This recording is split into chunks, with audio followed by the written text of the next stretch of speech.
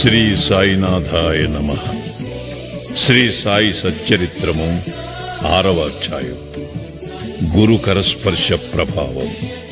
శ్రీరామనవమి ఉత్సవము, దాని ప్రారంభము, పరిణామము మొదలగునవి. మసీదు మరమ్మతులు. గురు కరస్పర్శ ప్రభావం. సంసారమును సాగరములు జీవుడనడి ఓడను సద్గురుడే సరంగు అయి నడుపునప్పుడు అది సులభముగను సురక్షితముగను గమ్యమును చేరును. సద్గురు అనగానే సాయిబాబా స్ఫురణకు వచ్చుచున్నారు. నా కండ్ల ఎదుట సాయిబాబా నిలిచియున్నట్లు, నా నుదుట ఊదీ పెట్టుచున్నట్లు, నా శిరస్సుపై చేయి వేసి ఆశీర్వదించుచున్నట్లు పొడముచున్నది. నా మనస్సు సంతోషముతో నిండిపోయి కండ్ల నుండి ప్రేమ పొంగి పొరలుచున్నది. గురుహస్తస్పర్శ మహిమ అద్భుతమైనది. ప్రళయాగ్నిచే కూడా కాలనట్టి వాసనామయమైన సూక్ష్మ శరీరము గురు కరస్పర్శ తగులగనే భస్మమైపోవును. అనేక జన్మార్జిత పాప సంచయము పటాపంచలైపోవును. ఆధ్యాత్మిక సంబంధమైన విషయములు వినుటకే విసుగుపడు వారి వాక్కు కూడా నెమ్మది పొందును. శ్రీ సాయి సుందర రూపము కాంచుటతోడనే కంఠము ఆనందాతిరేకముతో గద్గదముగును. కన్నుల నుండి ఆనందాశ్రవులు పొంగి పొరలును. హృదయము భావోద్రేకముతో యుక్కిరి బిక్కిరియగును. నేనే తానును పరబ్రహ్మ స్వరూపమును స్ఫురణ మేల్కొని ఆత్మసాక్షాత్కారానందమును కలిగించును. నేను నీవు అను భేదభావమును తొలగించి బ్రహ్మైక్యానుభవమును సిద్ధింపచేయును. నేను వేద పురాణాది సద్గ్రంథములు చదువునప్పుడు నా సద్గురుమూర్తియే అడుగడుగునకు జ్ఞప్తికి వచ్చుచుండును. నా సద్గురువైన శ్రీ సాయిబాబాయే శ్రీరాముడిగా శ్రీకృష్ణుడిగా నా ముందు నిలిచి తన లీలలను తామే వినిపింపచేయునట్లు తోచును. నేను భాగవత పారాయణకు పూనుకొనగనే శ్రీ సాయి ఆపాదమస్తకము కృష్ణుని వలెగా అనిపించును. భాగవతము ఉద్ధవ గీతయు తామే పాడుచున్నట్లు అనిపించను. ఎవరితోనైనా సంభాషించుచున్నప్పుడు సాయిబాబా కథలే ఉదాహరణముగా నిచ్చుటకు జ్ఞప్తికి వచ్చును. నాకై నేను ఏదైనా వ్రాయు తలపెట్టినచో ఒక మాటగాని వాక్యముగాని వ్రాయుటకు రాదు. వారి ఆశీర్వాదము లభించిన వెంటనే రచనాధార అంతులేనట్లు సాగును. భక్తునిలో అహంకారము విజృంభించగనే బాబా దానిని అణచివేయును. తన శక్తితో వాని కోరికలను నెరవేర్చి సంతుష్టి చేసి ఆశీర్వదించును. సాయి పాదములకు సాష్టాంగ నమస్కారము చేసి సర్వస్వ శరణాగతి చేసిన వానికి ధర్మార్థ కామ మోక్షములు కరతలామలకములగును.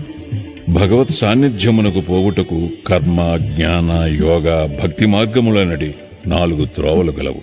అన్నిటిలో భక్తి మార్గము కష్టమైనది. అది ముండ్లు గోతులతో నిండియుండును. సద్గురుని సహాయముతో ముండ్లను గోతులను తప్పించుకొని ముందుకు సాగినచో గమ్యస్థానము అవలీలగా చేరవచ్చును. ఈ సత్యమును దృఢముగా నమ్ముడని శ్రీ సాయిబాబా నొక్కి వక్కానించిడివారు. స్వయం సత్తాకమైన బ్రహ్మము జగత్తును సృష్టించు ఆ బ్రహ్మ యొక్క శక్తి మాయ సృష్టియను ఈ మూడింటి గూర్చిన తత్వ విచారము చేసి వాస్తవమునకు ఈ మూడును ఒక్కటియే అని సిద్ధాంతీకరించి బాబా తన భక్తుల శ్రేయస్సుకై చేసిన అభయ ప్రధాన వాక్యములను రచయిత ఈ క్రింద ఉదహరించుచున్నాడు. నా భక్తుని ఇంటిలో అన్నవస్త్రములకు ఎప్పుడూ లోటుండదు. నా యందే మనస్సు నిలిపి భక్తి శ్రద్ధలతో మనఃపూర్వకముగా నన్నే ఆరాధించువారి యోగక్షేమములను నేను చూచెదను. కావున వస్త్రాహారముల కొరకు ప్రయాసపడవద్దు. నీకేమైనా కావలసిన భగవంతుని వేడుకును. ప్రపంచములోని కీర్తి ప్రతిష్టలకై ప్రాగులాడటమాని దైవము యొక్క దర్బారులో మన్ననలు పొందుటకు, భగవంతుని కరుణాకటాక్షములు సంపాదించుటకు యత్నించము. ప్రపంచ గౌరవమందుకును భ్రమను విడువు. మనస్సునందు ఇష్టదైవము యొక్క ఆకారమును నిలుపుము. సమస్తేంద్రియములను మనస్సును భగవంతుని ఆరాధన కొరకే నియమింపు. ఇతరముల వైపు మనస్సు పోనివ్వకము. ఎల్లప్పుడూ నన్నే జ్ఞప్తి అందించుకునము. మనసును ధన సంపార్జనము, దేహ పోషణ, గృహ సంరక్షణము మొదలగు విషయముల పట్ల సంచరించకుండా గట్టిగా నిలుపుము. అప్పుడది నెమ్మది వహించి శాంతముగను చింతారహితముగను ఉండును. మనస్సు సరైన సాంగత్యములోనున్నదనుటకు ఇది ఏ గుర్తు. చంచల మనస్కునకు స్వాస్థ్యము చిక్కదు. బాబా మాటలు ఉదాహరించిన పిమ్మట గ్రంథకర్త షిరిడీలో జరుగు శ్రీరామనవమి ఉత్సవమును వర్ణించుటకు పూనుకునేను. షిరిడీలో జరుగు ఉత్సవములన్నిటిలో శ్రీరామనవమియే గొప్పది. సాయిలీల పత్రికలో షిరిడీలో జరుగు శ్రీరామనవమి ఉత్సవము గురించి విపులముగా వర్ణించబడినది. దాని సంగ్రహము ఇట పేర్కొనబడుచున్నది. కోపర్ గాంలో గోపాలరావు గుండెనతడు పోలీస్ సర్కిల్ ఇన్స్పెక్టర్గా నుండెను. అతడు బాబాకు గొప్ప భక్తుడు. అతనికి 3 భార్యలున్నప్పటికీ సంతానము కలుగలేదు. శ్రీ సాయి ఆశీర్వచనముచే అతనికి ఒక కొడుకు పుట్టెను. ఆ ఆనంద సమయంలో అతనికి షిరిడీలో ఉరుసు ఉత్సవము నిర్వహించవలనను ఆలోచన కలిగినది. ఉరుసు అనగా సమాధి చెందిన మహమ్మదీయ మహాత్ముల దర్గాల వద్ద ఏటేటా భక్తులు జరుపుకొను ఆరాధనోత్సవము. తన ఆలోచనను తాత్యా కోతే పాటిల్, దాదా కోతే పాటిల్, మాధవరావు దేశపాండే తదితర తక్కిన సాయి భక్తుల ముందుంచాను. వారంతా దీనిని ఆమోదించిరి. బాబా ఆశీర్వాదమును అనుమతిని పొందిరి. ఇది 1897లో జరిగెను. ఉరుసు ఉత్సవము జరుపుకోవటానికి జిల్లా కలెక్టర్ అనుమతికై దరఖాస్తు పెట్టిరి. గ్రామకరణము దానిపై ఏదో వ్యతిరేకముగా చెప్పినందున అనుమతి రాలేదు. కాని బాబా ఆశీర్వదించి ఉండుటచే మరల ప్రయత్నించగా వెంటనే అనుమతి వచ్చెను. బాబా సలహాననుసరించి ఉరుసు ఉత్సవమును శ్రీరామనవమి నాడు చేయుటకు నిశ్చయించిరి. ఈ ఉరుసు ఉత్సవమును శ్రీరామనవమి నాడు జరుపుకున్నట్టులో హిందూ మహమ్మదీయుల సమైక్యతాభావము బాబా ఉద్దేశము కాబోలు. భవిష్యత్ సంఘటనలను బట్టి చూడగా బాబా సంకల్పము నెరవేరినట్లు స్పష్టమగుచున్నది. ఉత్సవము జరుపుటకు అనుమతైతే వచ్చెను గాని ఇతర అవాంతరములు కొన్ని తలెత్తినవి. చిన్న గ్రామమైన షిరిడీలో నీటి ఎద్దడి అధికముగా నుండెను. గ్రామమంతటికి 2 నూతులుండేవి. ఒకటి ఎండాకాలములో ఎండిపోవుచుండెను. రెండవ దానిలోని నీళ్లు ఉప్పనివి. ఈ సమస్యను బాబాకు నివేదించగా బాబా ఆ ఉప్పు నీటి బావిలో పువ్వులు వేశాను. ఆశ్చర్యకరముగా ఆ ఉప్పు నీరు మంచినీరుగా మారిపోయినవి. ఆ నీరు కూడా చాలకపోవుటచే తాత్యా పాటీలు దూరము నుంచి మోటల ద్వారా నీరు తెప్పించాను.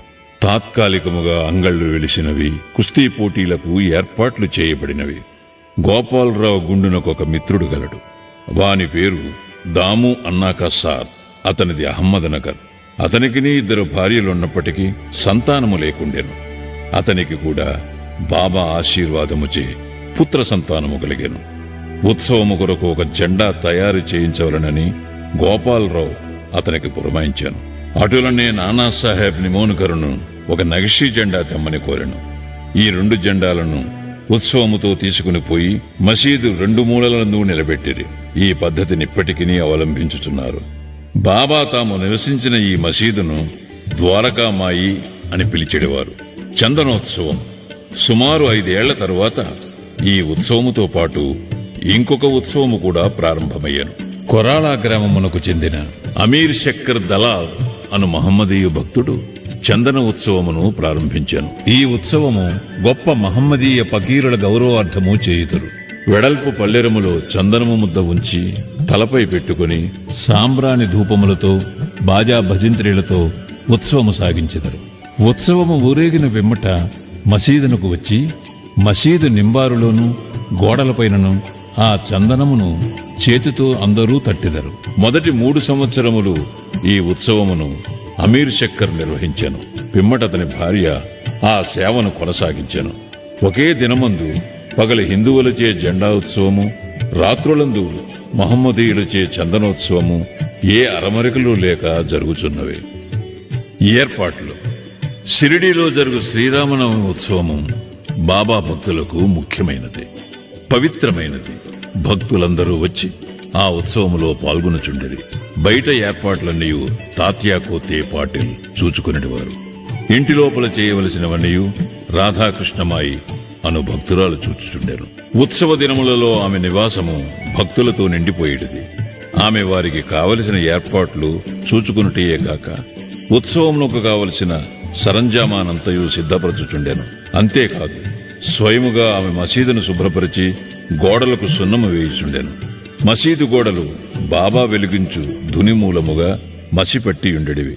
మండుచున్న ధునితో సహా మసీదులోని వస్తువులన్నింటినీ తీసి బయటపెట్టి మసీదు గోడలను చక్కగా కడిగి వెళ్లవేయుచుండెను. ఆమె ఇదంతయు బాబా దినము మార్చి దినము చావిడిలో పరుండునప్పుడు చేసేటిది. ఈ పనిని శ్రీరామనవమికి ఒకరోజు ముందే పూర్తి చేయుచుండెను. పేదలకు అన్నదానమనిన బాబాకు చాలా ప్రీతి. అందుచే ఈ ఉత్సవ సమయమందు అన్నదానము విరివిగా చేయుచుండేది. భోజన పదార్థములు, మిఠాయిలు రాధాకృష్ణమాయి ఇంటిలో విస్తారముగా వండబడేవి. అనేక మంది సంపన్నులైన సాయి భక్తులు స్వచ్ఛందముగా పూనుకుని ఈ సేవలో పాల్గొనుచుండేవారు. ఉరుసు శ్రీరామనవమి ఉత్సవముగా మారిన వైనము. ఈ ప్రకారముగా 1897 నుండి 1911 వరకు ఉరుసు ఉత్సవము శ్రీరామనవమి నాడు వైభవముగా జరుగుచుండెను. రాను రాను అది వృద్ధి యొగుచు ప్రాముఖ్యము సంతరించుకొనెను. 1912లో ఈ ఉత్సవమునకు సంబంధించి ఒక మార్పు జరిగాను. శ్రీ సాయినాథ సగుణోపాసన గ్రంథకర్త అయిన కృష్ణారావు జోగేశ్వర భీష్మయ్యనువాడు దాదాసాహెబ్ కాపర్డేతో కలిసి ఉత్సవమునకు వచ్చాను. వారు దీక్షిత్వాడాలో బస చేసేది. ఉత్సవము ముందు రోజు కృష్ణారావు దీక్షిత్వాడ వసారాలో పండుకొని ఉండేది. ఆ సమయములో లక్ష్మణరావు ఉరఫ్ కాకా మహాజని పూజా పరికరముల పళ్ళెముతో మసీదునకు పోవుచుండెను. అతనిని చూడగానే భీష్మకు ఒక క్రొత్త ఆలోచన తట్టెను. వెంటనే కాకా మహాజనిని దగ్గరకు పిలిచి అతనితో ఉరుసు ఉత్సవమును శ్రీరామనవమి నాడు చేయమనుటలో భగవదుద్దేశమేదియో ఉండవచ్చును. శ్రీరామనవమి హిందువులకు చాలా ముఖ్యమైన పర్వదినము కనుక ఈ దినముందు రామజన్మోత్సవము ఏల జరపకూడదు అని అడిగాను. కాకా మహాజనికి ఆ ఆలోచన బాగా నచ్చినది. తన సంకల్పమునకు బాబా అనుమతి సంపాదించుటకు ఆయత్తమయ్యేది. కాని భగవత్ సంకీర్తన చేయుటకు అంత తక్కువ వ్యవధిలో హరిదాసును సంపాదించుట కష్టము. ఈ సమస్యను కూడా తుదకు భీష్మయే పరిష్కరించాను. ఎట్లనా అతని వద్ద రామాఖ్యానమను శ్రీరాముని చరిత్రము సిద్ధముగా నుండుటచే అతడే దానిని సంకీర్తన చేయుటకు కాకా మహాజని హార్మోనియం వాయించుటకు తీర్మానించిరి. చక్కెరతో కలిపిన సొంటిగుండ ప్రసాదము రాధాకృష్ణమాయి చేయుటకు ఏర్పాటయ్యాను. బాబా అనుమతి పొందుటకై వారు మసీదుకు పోయిరి. సర్వజ్ఞుడైన బాబా, వాడాలో ఏమి జరుగుచున్నది అని మహాజనిని ప్రశ్నించిరి. బాబా అడిగిన ప్రశ్నలోని అంతరార్థమును మహాజని గ్రహించలేక ఏమీ జవాబివ్వక మౌనముగా నుండెను. బాబా అదే ప్రశ్న భీష్ముని అడిగాను. అతను శ్రీరామనవమి ఉత్సవము చేయవలెనను తమ ఆలోచనను బాబాకు వివరించి అందులకు బాబా అనుమతినివ్వవలనని కోరెను. బాబా వెంటనే ఆశీర్వదించాను. అందరూ సంతసించి రామజయంతి ఉత్సవమునకు సంసిద్ధులైరి. ఆ మరుసటి దినము మసీదును అలంకరించిరి. రాధాకృష్ణమాయి ఒక ఊయలనిచ్చెను. దానిని బాబా ఆసనము ముందు వ్రేలాడగట్టిరి. శ్రీరామ జన్మదినోత్సవ వేడుక ప్రారంభమయ్యాను. భీష్ముడు కీర్తన చెప్పుటకు తెచ్చాను. మహాజని హార్మోనియం ముందు కూర్చునను. అప్పుడే లెండి నుండి మసీదుకు వచ్చిన బాబా అదంతయు చూచి మహాజనిని పిలిపించాను. రామజన్మోత్సవము జరుపుటకు బాబా ఒప్పుకొనో లేదో ఏమొగునో అని జంకుతూ అతడు బాబా వద్దకు వెళ్ళాను. అది అంతయు ఏమని, అక్కడ ఊయలు ఎందుకు కట్టిరని బాబా అతనిని అడిగాను. శ్రీరామనవమి ఉత్సవము ప్రారంభమైనదనియు అందులకు ఊయల కట్టిరనియు అతడు చెప్పాను. బాబా మసీదులో ఉండు భగవంతుని నిర్గుణ స్వరూపమును సూచించు నింబారు నుండి 2 పూలమాలలను తీసి ఒకటి మహాజని మెడలో వేసి ఇంకొకటి భీష్మకు పంపాను.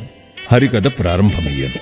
రామకథా సంకీర్తనము ముగియగానే బాజా భజంత్రీల ధ్వనుల మధ్య శ్రీరామచంద్రమూర్తికి జై అను జై జయధ్వానములు చేయిచు పరమోత్సాహముతో అందరూ ఒకరిపై ఒకరు గులాలు జల్లుకునిది. అంతలో ఒక గర్జన వినపడెను. భక్తులు చల్లుకుని చుండిన గులాల్ ఎటులనో పోయి బాబా కంటిలో పడెను. బాబా కోపముతో బిగ్గరగా తిట్టుట ప్రారంభించెను. ఇది చూచి చాలామంది భయముతో పారిపోయారు. కాని బాబా యొక్క సన్నిహిత భక్తులు మాత్రము అవన్నీ తిట్ల రూపముగా బాబా తమకిచ్చిన ఆశీర్వాదములను గ్రహించి కదలక అక్కడనే యుండిరి. శ్రీరామ జయంతి నాడు రావణుడనే అహంకారాది అరిషడ్వర్గములను సంహరించుటకు శ్రీ సాయి రూపములో ఉన్న శ్రీరాముడు ఆగ్రహించుట సహజమే కదా అని భావించిరి. షిరిడీలో ఏదైనా కొత్తది ప్రారంభించినప్పుడెల్లా బాబా కోపించుట ఒక రివాజు. దీనిని తెలిసిన వారు గమ్మును ఊరుకుండేరి. తన ఊయలను బాబా విరుచునను భయముతో రాధాకృష్ణమాయి మహాజనిని పిలిచి ఊయలను తీసుకుని రమ్మనెను. మహాజని పోయి దానిని విప్పుచుండగా బాబా అతని వద్దకు పోయి ఊయలను తీయవలదని చెప్పాను. కొంతసేపటికి బాబా శాంతించాను. ఆనాటి మహాపూజ, హారతి మొదలగునవి ముగిశాను. సాయంత్రము మహాజని పోయి ఊయలను విప్పుచుండగా ఇంకనూ దాని అవసరం ఉన్నదని కనుక దానిని విప్పవద్దని బాబా అతనిని వారించాను. రామనవమి మరుసటి దినమున జరుపు గోపాల్కాల ఉత్సవముతో కాని ఉత్సవం పూర్తి కాదన్న విషయము అప్పుడు భక్తులకు స్ఫురించాను. మరునాడు శ్రీకృష్ణ జననము నాడు పాటించు కాలాహండి అను ఉత్సవము జరిపిరి. కాలాహండి అనగా నల్లని కుండలో అటుకులు, పెరుగు, ఉప్పు, కారము కలిపి వేలాడగట్టెదరు. హరికథ సమాప్తమైన పిమ్మట దీనిని కట్టితో పగులుకొట్టెదరు. రాలిపడిన అటుకులను భక్తులకు ప్రసాదముగా పంచిపెట్టెదరు.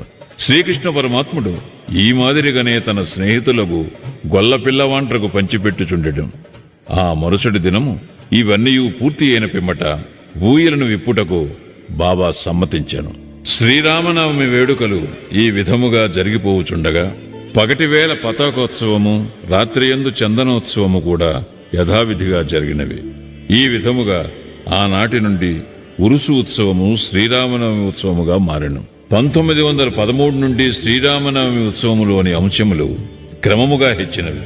చైత్ర పాడ్యము నుంచి రాధాకృష్ణమాయి నామ సప్తాహము ప్రారంభించుచుండెను.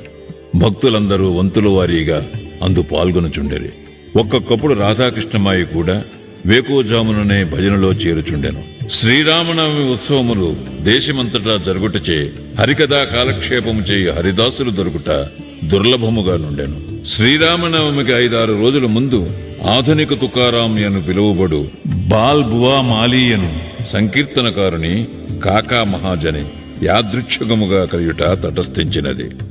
శ్రీరామనవమి నాడు సంకీర్తన చేయుటకు మహాజని అతనిని షిరిడీ తోడ్కొని వచ్చాను. ఆ మరుసటి సంవత్సరము కూడా అనగా 1914లో తన స్వగ్రామమైన సతారా జిల్లా బృహత్ సిద్ధకవటి గ్రామములో ప్లేగు వ్యాపించి ఉండుట చేత బాల్ బువా సతార్కర్ సంకీర్తన కార్యక్రమంలో లేక ఖాళీగా నుండెను. కాకాసాహెబ్ దీక్షిత్ ద్వారా బాబా అనుమతి పొంది అతడు షిరిడీ వచ్చి హరికథా సంకీర్తనము చేశాను. బాబా అతనిని తగినట్టు సత్కరించాను. 1914వ సంవత్సరంలో ప్రతి సంవత్సరము శ్రీరామనవమి నాడు షిరిడీలో సంకీర్తన చేయు బాధ్యతను శ్రీ దాసగుణ మహారాజునకు బాబా అప్పగించుట ద్వారా ఏటేటా ఒక్కొక్క కొత్త హరిదాసును పిలుచు సమస్య శాశ్వతముగా పరిష్కరింపబడెను. 1912 నుండి ఈ ఉత్సవము రాను రాను వృద్ధి పొందుచుండెను. చైత్రశుద్ధ అష్టమి మొదలు ద్వాదశి వరకు షిరిడీ తేనె తుట్టవలే ప్రజలతో కిటకిటలాడుచుండెను. అంగళ్ల సంఖ్య పెరిగిపోయాను. కుస్తీ పోటీలలో అనేక మంది ప్రముఖ మల్లులు పాల్గొనుచుండెరి. పేదలకు అన్న సంతర్పణ విరివిగా జరుగుచుండెను. రాధాకృష్ణమాయి కృషిచే షిరిడీ యొక్క సంస్థానముగా రూపొందెను. వివిధములైన హంగులు, అలంకారములు పెరిగినవి.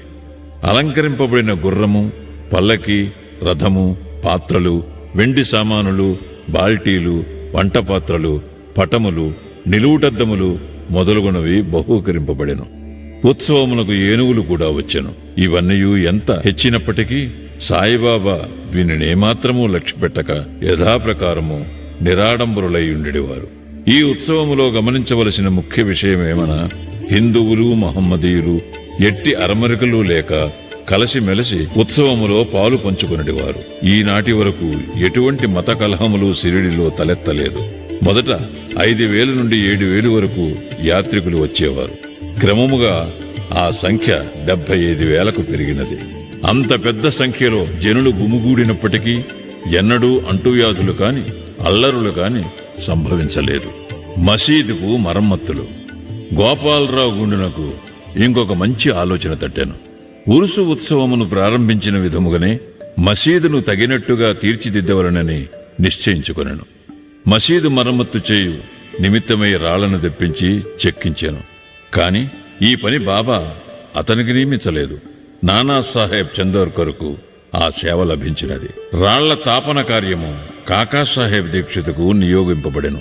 మసీదుకు మరమ్మతులు చేయుట మొదట బాబాకిష్టము లేకుండెను. కాని భక్తులకు మహల్షాపతి కల్పించుకుని ఎటులనో బాబా అనుమతిని సాధించాను. బాబా చావిడిలో పండుకున్న ఒక్క రాత్రిలో మసీదు నేలను చక్కని రాళ్లతో తాపన చేయుట ముగించిరి. అప్పటి నుండి బాబా గోనెగుడ్డపై కూర్చుండటమాని చిన్న పరుపు మీద కూర్చుండువారు. గొప్ప వ్యయ ప్రయాసలతో 1911 సంవత్సరములో సభామండపము పూర్తి చేసేది. మసీదుకు ముందున్న జాగా చాలా చిన్నది, సౌకర్యముగా లేకుండెను. కాకాసాహెబ్ దీక్షిత్ దానిని విశాలపరిచి పైకప్పు వేయదలిచెను. ఎంతో డబ్బు పెట్టి ఇనుప స్తంభములు మొదలుగునవి తెప్పించి పని ప్రారంభించాను. రాత్రి అంతయు శ్రమపడి స్తంభములు నాటిడివారు. మరుసటి దినము ప్రాతకాలముననే బాబా చావిటి నుండి వచ్చి అది అంతయు చూచి కోపముతో వానిని పీకి పారవేయించిడివారు. ఒకసారి బాబా మిక్కిలి కోపోద్దీపితుడై నాటిన ఇనుప స్తంభమును ఒక చేతితో పెకలించుచు రెండవ చేతితో తాత్యా పాటీలు పీకను పట్టుకొనెను. తాత్యా తలపాగాను బలవంతముగా తీసి అగ్గిపుల్లతో నిప్పంటించి ఒక గోతిలో పారవేచాను. బాబా నేత్రములు నిప్పు కణములోలే వెలుగుచుండెను. ఎవరికి నీ బాబా వైపు చూచుటకు కూడా ధైర్యము చాలకుండెను. అందరూ భయకంపితులైరి. బాబా తన జేబులో నుంచి ₹1 తీసి అటువైపు విసిరెను. అది శుభ సమయమందు చేయు యాహుతి వలె కనబడెను. తాత్యా కూడా చాలా భయపడెను. తాత్యాకేమి జరుగుతున్నదో ఎవరికీ ఏమీయూ తెలియకుండెను. కల్పించుకుని బాబా పట్టు నుండి తాత్యాన్ని విడిపించుటకెవ్వరికి ధైర్యము చాలలేదు. ఇంతలో కుష్ఠిరోగియు బాబా భక్తుడు అగు భాగోజీ షిందే కొంచెం ధైర్యము కూడగట్టుకుని ముందుకు పోగా బాబా వానిని ఒక పక్కకు త్రోసివేశాను. మాధవరావు సమీపించబోగా బాబా అతనిపై ఇటుకురాయి రువ్వాను. ఎంతమంది ఆ జోలికి పోదలిచిరో అందరికీ ఒకే గతి పట్టాను. కాని కొంతసేపటికి బాబా శాంతించాను. ఒక దుకాణదారుని పిలిచి వాని వద్ద నుంచి ఒక నగిషీ జరీపాగాను కొని తాత్యాను ప్రత్యేకముగా సత్కరించుటగా అన్నట్లు దానిని స్వయముగా తాత్యా తలకు చుట్టాను. బాబా యొక్క ఈ వింత చర్యను చూచిన వారెల్లరూ ఆశ్చర్యమగ్నులైరి. అంత త్వరలో బాబాకెట్లు కోపము వచ్చాను. ఎందుచేత నీ విధముగా తాత్యాను శిక్షించాను, వారి కోపము తక్షణమే ఎట్లు చల్లబడెను అని అందరూ ఆలోచించుచుండెరి. బాబా ఒక్కొక్కప్పుడు శాంతమూర్తి వలె కూర్చుండి అత్యంత ప్రేమానురాగముతో మాట్లాడుచుండువారు. అంతలో అకారణముగా కోపించుడివారు. అటువంటి సంఘటనలు అనేకములు గలవు. కాని ఏది చెప్పవలనని విషయము తేల్చుకొనలేకున్నాను.